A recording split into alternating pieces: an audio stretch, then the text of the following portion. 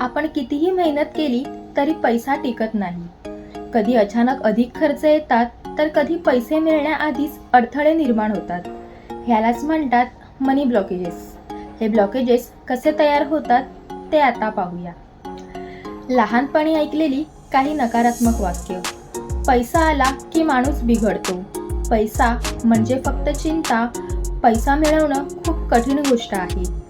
ही श्रद्धा आपल्या मनामध्ये हळूहळू घर करू लागते आणि मग ह्याचा परिणाम आपल्या सबकॉन्शियस माइंडवर होतो आणि आपलं सबकॉन्शियस माइंड आपल्याला पैशापासून दूर ठेवू लागतं. उपाय सोपा आहे.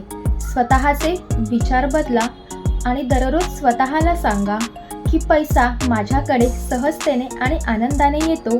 मी या समृद्धीसाठी योग्य आहे. जेव्हा श्रद्धा बदलतात तेव्हा समृद्धीचे मार्ग आपोआप उघडतात आणि पैसा आपल्याकडे आकर्षिला जातो. अशाच प्रकारच्या सकारात्मक आणि आध्यात्मिक माहितीसाठी आम्हाला नक्की फॉलो करा. थँक्यू.